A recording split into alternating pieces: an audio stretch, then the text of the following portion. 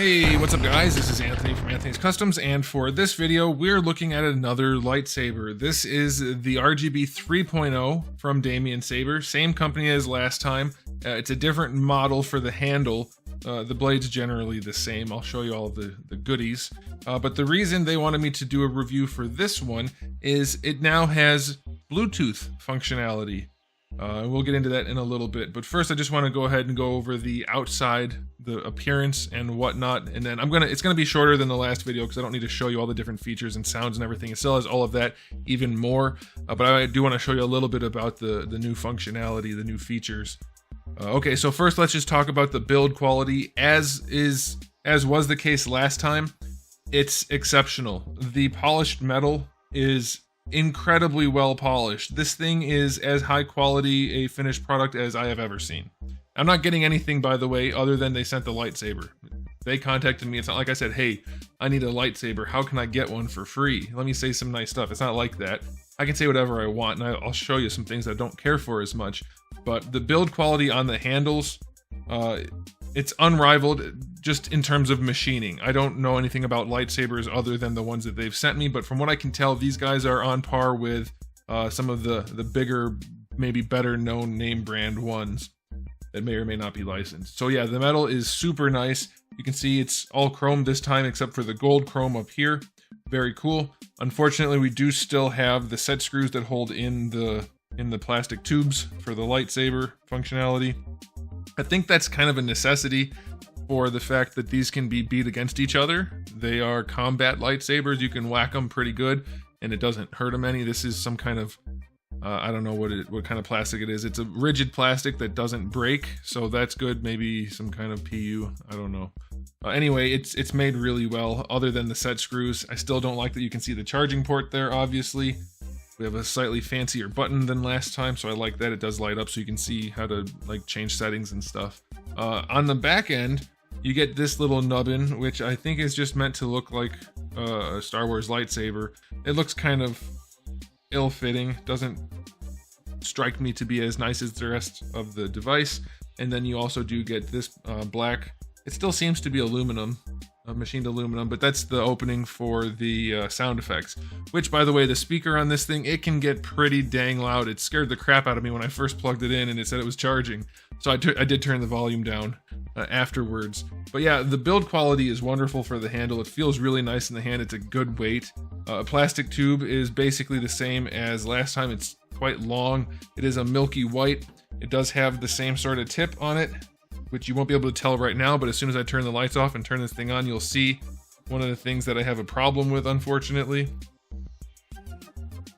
So let's go ahead and do that.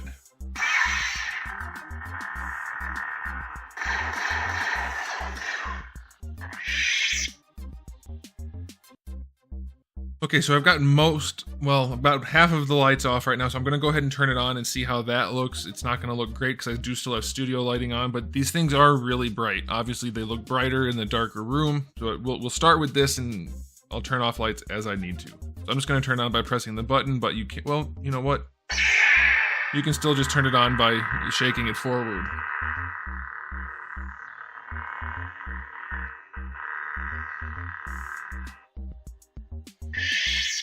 And you can turn it off by pulling it back. Now, I do have the volume down quite low, but it seems to be picking up on the mic anyway, so I'm just gonna move it. I'm not gonna leave it running as I talk. It sounds awesome in person. I don't know how it sounds on camera, but it sounds really good. It sounds like a real lightsaber, and it has all the motion effects and everything that the last one did. This one actually works a little bit better. It sounds a little bit better. It has a little bit better functionality in terms of the motion controls and sensitivity and whatnot. There's really no way for me to show you that because, you know, I have a little action figure review area and this is a lightsaber. I'm not running around outside to show you how it works. Okay, but we'll move it this way and I'll turn it on, and you can see it does still suffer from the same problem. Apparently all lightsabers that are similar to this build have this same problem, but I think you'll recognize it as soon as I turn it on. You get a big ring right around here. Big ring right around here of light, and then it gets a little darker up here, and depending on the color that you choose for the lightsaber, that could be problematic. Green doesn't stand out so much, but if you want to go from anywhere from like a pink to an orange, I would second guess that decision for you. So yeah, it's not perfect. There are some problems with it, as was the case before. It's basically the same in terms of the housing, but it does have nicer functionality. Let me turn the lights off a little bit more so you can see how bright it actually gets, at least in some way that I can show you practically.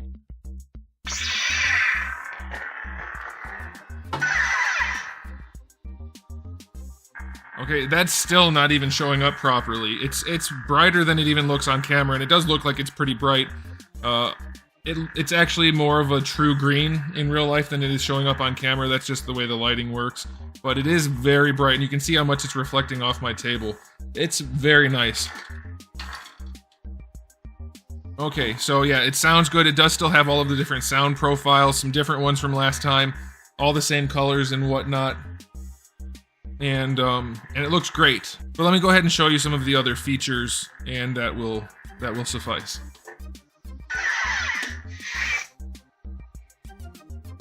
All right, so the best way for me to do this, frankly, oops, I don't have all the lights on. All right, so realistically speaking, the best way for me to do this, other than just running through all of the different features on the actual product and me trying to show it to you on my phone, which never works because of the cover I have on my phone to protect the glass, I'm just gonna show you the booklet, which is not as exciting, I know, but it will give you the idea of what you've got going on here. Okay, so as far as the functionality goes, you have all kinds of different commands and controls, whether you press the button or move the device when it's on or when it's off. There's some more right there. And then if you go back here, we can look at the app. There's no way for me to show you the app on my phone. It's just not going to work. So I'll just show you this on here. Plus it wouldn't make for a good video anyway. So we can show you this briefly and you'll get the idea. So you download the app, blah, blah, blah, the usual Bluetooth connection type stuff. You have all kinds of different settings. It shows you the battery status. That's cool. You can adjust the volume on here. You can adjust the sound. Doing it on the phone is so much better. The downside to doing it on the phone is you have to have your phone out to do it. Obviously, you have to have your phone in your hand.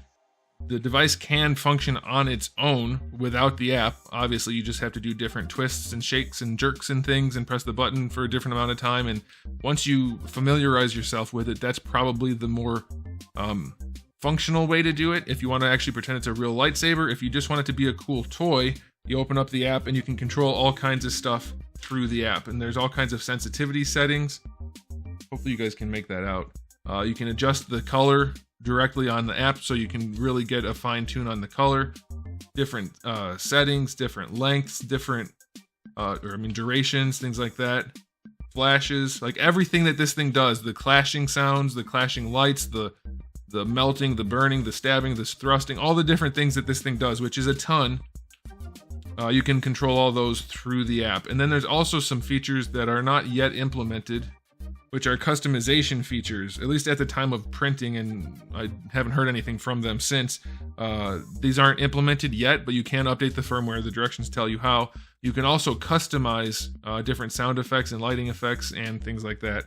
So, or at least you will be able to once they get that rolled out. So that's very, very cool. And it was a really nice product last time. It's a really nice product this time. If you're in the market for a lightsaber, these ones are, as far as I can tell, from what I've seen and from what I heard from people that have the other ones, these are just as good as any of them. They're very, very nicely built. The handle specifically looks wonderful. The plastic tube, are they Lexan? I wonder if they're Lexan. Plastic tube is nicely made, other than that one issue that you tend to get at the tip, but apparently that's hard to avoid. And so yeah, I recommend it, definitely. I can't really show you functionally a life-size lightsaber in my review station, but hopefully you've gotten the idea. It does light up, it does make all kinds of sounds, and it's really, really cool. Also, I'll put a link in the description below so you can check them out on their website. I'm not getting anything for it. There's no sort of like tracking or anything like that. It's just their website, so you can see what these things are all about if you're interested. So there it is, guys. Thanks for watching. If you enjoyed the video, please do give it a thumbs up. If you didn't, give it a thumbs down. And if you haven't subscribed, you might want to. I have new videos every single day except for Wednesday, and thousands already on the channel. So make sure you come back for all of that. And in the meantime, keep collecting.